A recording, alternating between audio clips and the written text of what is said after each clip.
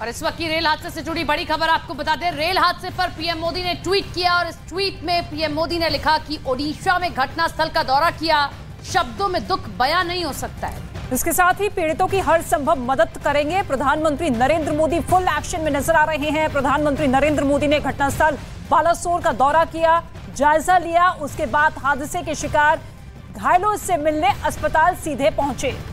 उसके पहले पीएम मोदी ने दिल्ली में बैठक भी की, हालात की समीक्षा की है।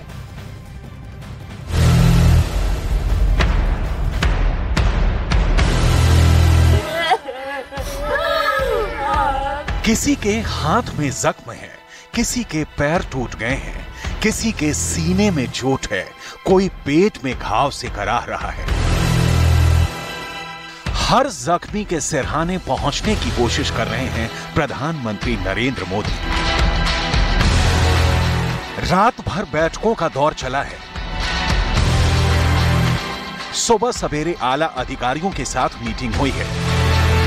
रेल हादसे की हर डिटेल की फाइल प्रधानमंत्री नरेंद्र मोदी खुद पढ़ रहे हैं। जिन लोगों ने अपना जीवन खोया है, ये बहुत बड़ा दर्दनाक और वेदना से भी परे मन को विचलित करने वाला, जिन परिवारजनों को इंजरी हुई है उनके लिए भी सरकार उनके उत्तम स्वास्थ्य के लिए कोई कोर कसर नहीं छोड़ेगी।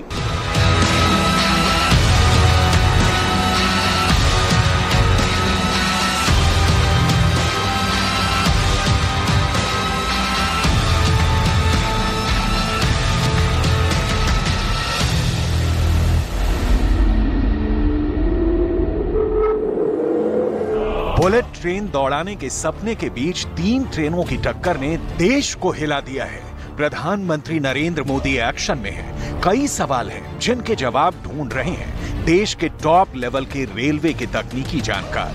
हर एंगल से रेल हादसे की जानकारी जुटाई जा रही है। हावड़ा टू चेन्नई बदनसीब ट्रेन के यात्रियों को, उनके परिजनों को अपडेट किया जा रहा है। हादसे में चूक हुई होगी, लेकिन रेस्क्यू ऑपरेशन में चूक की गुंजाइश ना हो। पूरा सरकारी अमला जुटा है हर घायल के इलाज के लिए। हर मृतक के परिजनों को सहूलियत पहुंचाने के लिए रेल मंत्रालय ने मुआवजे का ऐलान किया है। मृतक के परिजनों को 10 लाख, गंभीर रूप से घायलों को 2 लाख और मामूली चोट जिसे लगी है उसको 50,000 का मुआवजा मिलेगा।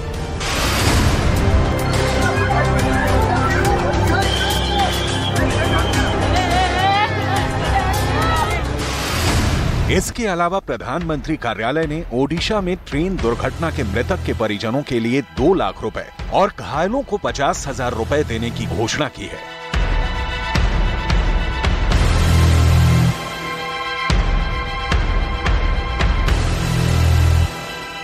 बचाव अभियान पूरा हो गया है। रेलवे, एनडीआरएफ, एसडीआरएफ और राज्य सरकार बचाव अभियान में शामिल हो। हादसे की जांच के लिए एक उच्च स्तरीय समिति का गठन किया गया है।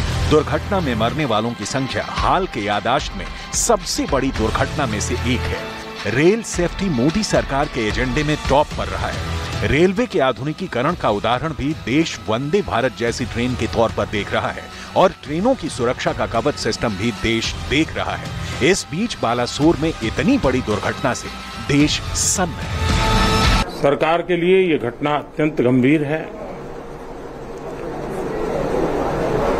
हर प्रकार की जांच के निर्देश दिए गए हैं और जो भी दोषी पाया जाएगा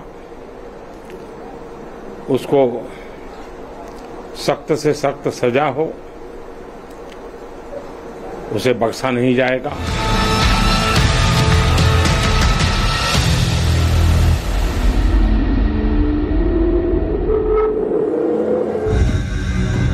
घटनास्थल पर प्रधानमंत्री नरेंद्र मोदी समझ रहे हैं कैसे हुई इतनी बड़ी दुर्घटना, कहां हुई चूक, किससे हुई भूल। हर एक बारीक से बारीक बातें समझ रहे हैं। रेल हादसे में गई जानों के लिए सिर्फ शोक संदेश नहीं, बल्कि आगे किसी और की जान रेल हादसे में ना जाए, इसका कैसे हो पुख्ता इंतजाम।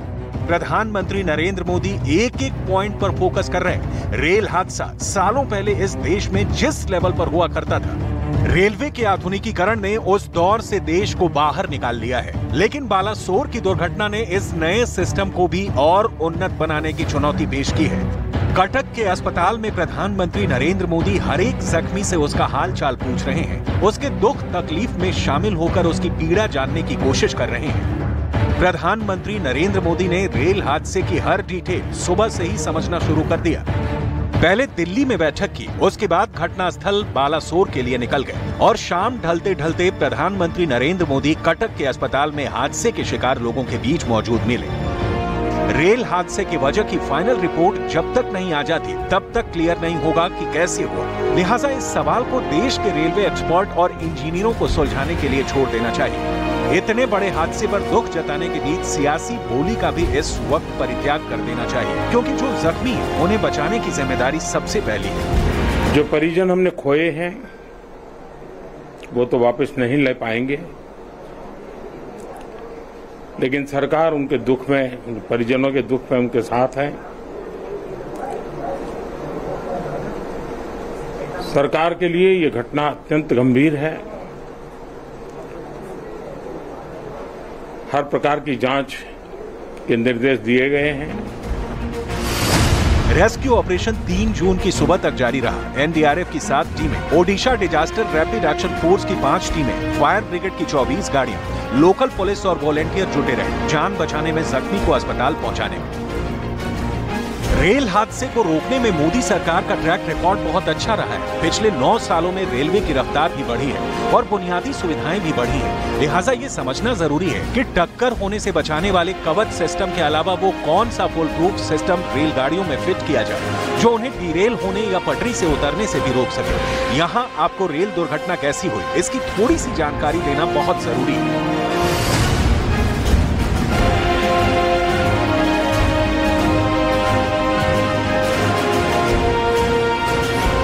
हावड़ा से चेन्नई जा रही कोरोमंडल एक्सप्रेस डीरेल हो गई। तेज रफ्तार के कारण कोरोमंडल का इंजन मालगाड़ी पर चढ़ गया। कोरोमंडल के दूसरे डिब्बों के साथ भी ऐसा ही हुआ। तभी दूसरी पटरी पर एक और आती ट्रेन दुर्घटना की चपेट में आ गई। कोरोमंडल के डीरेल डिब्बे दूसरी यात्री ट्रेन से जा भिड़े। तो ये सबसे पहले समझना होगा कि दुर्घटना ट्रेनों की टक्कर के कारण नहीं हुई, बल्कि ट्रेन के पटरी से उतर जाने का नतीजा है। ऐसे में एक बार फिर ध्यान रेलवे की बुनियादी संरचना की ओर जाता है, क्योंकि ट्रेन की रफ्तार के मुताबिक पटरी का होना भी जरूरी है। रेलवे इसके लिए सजग है, सावधान है और सचेत भी है। लेकिन बावजूद इसके हादसा होता है तो किए गए इंतजामों का दोबारा परीक्षण करना बहुत जरूरी हो जाता है। ये रेल हादसा एक सबक है कि इस परिस्थिति में ट्रेनों को दुर्घटनाग्रस्त होने से कैसे बचाया जा सकता है। मुझे पूरा विश्वास है कि हम इन घटनाओं से भी बहुत कुछ सीखेंगे और अपनी व्यवस्थाओं को भी और जितना नागरिकों की रक्षा को प्राथमिकता देते हुए आगे बढ़ाएंगे। दुख की घड़ी है, हम सब प्रार्थना करें इन परिजनों के लिए। रही बात ट्रेन एक्सीडेंट की घटनाओं को रोकने के लिए भारतीय रेलवे की कवच टेक्नोलॉजी की, तो इस तकनीक का सफल प्रयोग पिछले साल ही किया जा चुका है। हालांकि ये तकनीक देश के सभी रेल रूट पर उपलब्ध नहीं है। इस टेक्नोलॉजी को सभी रेलवे ट्रैक पर लागू करने की दिशा में काम जारी है। उड़ीसा सरकार का भी, यहाँ के प्रशासन के सभी अधिकारियों का, जिन्होंने जिस तरह से इस परिस्थिति में अपने पास जो भी संसाधन थे लोगों की मदद करने का प्रयास किया। मैं यहाँ के नागरिकों का भी हृदय से अभिनंदन करता हूँ, क्योंकि उन्होंने इस संकट की घड़ी में, चाहे ब्लड डोनेशन का काम हो, चाहे रेस्क्यू ऑपरेशन में मदद की बात हो, जो भी उनसे बन पड़ता था करने का प्रयास किया है। फाइनेंशियल एक्सप्रेस की रिपोर्ट के मुताबिक 31 दिसंबर 2022 तक कवच के तहत भारतीय रेलवे नेटवर्क के 1415 किलोमीटर रूट को कवर किया गया है। फिलहाल दिल्ली मुंबई, दिल्ली हावड़ा कॉरिडोर पर कवच को लेकर काम चल रहा है। हर साल 4000 से 5000 किलोमीटर में इस तकनीक को लागू किया जाएगा।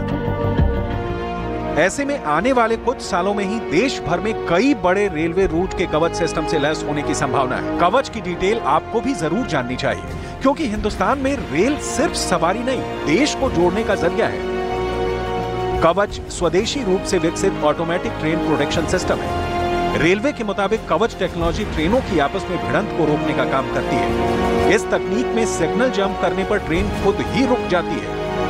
पिछले साल मार्च में कवच टेक्नोलॉजी का सफल परीक्षण किया गया था। खुद रेल मंत्री अश्विनी वैष्णव इस दौरान एक ही ट्रैक पर दौड़ रही 2 ट्रेनों में से एक गाड़ी में सवार थे। तो सवाल सिस्टम की चूक का कम, भूल की ज्यादा लगती है। रेलवे जब 150 किलोमीटर की स्पीड से ट्रेन दौड़ा रहा है और इस बीच कहीं पटरी उस मुताबिक नहीं है, तो हादसा सिर्फ किसी खास ट्रेन के साथ ही नहीं होता, बल्कि देश कई हादसों का गवाह होता। लेकिन ऐसा है नहीं, और यही जिम्मेदारी और सूझबूझ की और गुंजाइश पैदा होती है कि रेलवे सेफ्टी के लिए कुछ और कदम उठाने होंगे, कुछ और एक्शन लेने होंगे।